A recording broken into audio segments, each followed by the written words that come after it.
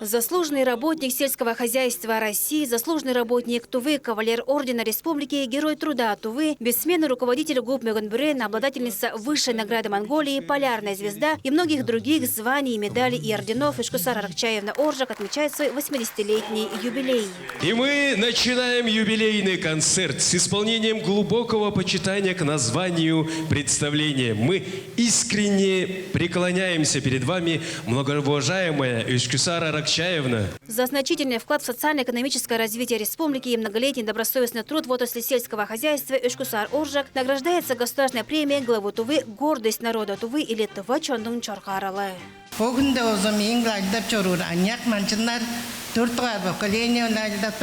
Сегодня я работаю с 4-м поколением своего родного коллектива. Благодаря преданным своему делу людям, специалистам и невероятно трудолюбивым животноводам, и благодаря сплоченности всего народа я работаю по сегодняшний день. Самое главное – это любить свою работу и дело, которым ты живешь от всей души. Только так можно добиться процветания. Со сцены главного храма искусства ветерана поздравили представители разных министерств и ведомств. Среди них и региональное министерство культуры. Виктор Чижит вручил сертификат на 50 тысяч рублей. Ишкусар Аракчаевна Оржак – разносторонний человек. Она сплачивает всех людей, которые находятся рядом, а самое главное – делится своим опытом с молодыми специалистами и направляет молодежь на правильный путь. От всех работников культуры желаем вам всего самого наилучшего. Министр сельского хозяйства и продовольствия Тувы Юрий Ороспай озвучил, что в честь юбилея со стороны министерства вручается 100 мешков муки.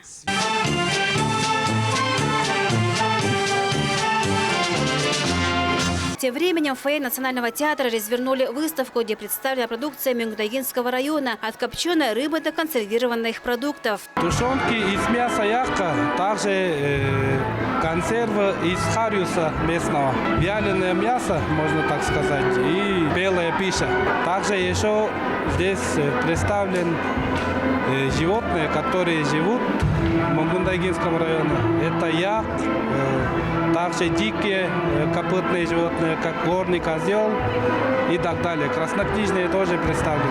Несмотря на суровый климат, сложные природные условия и труднодоступность, в Мюнгдагинском районе проживает более 6400 жителей. Мы славимся людьми, с гордостью рассказывает председатель администрации Мюнгдагинского района Чуйган Иргиц. В текущем году и позапрошлом году нас испытывает погода, показывает свой характер. Дороги там заметают, пастбища заметают. Сейчас 40-градусные морозы тоже, но люди держатся, не оставляют свой родной край. У нас животноводство представлено как овцеводство, козоводство, яководство и табунное коневодство. Ну, всеми животными, которые у нас в республике есть, кроме оленя и верблюда. Юбилейный вечер завершился концертными номерами.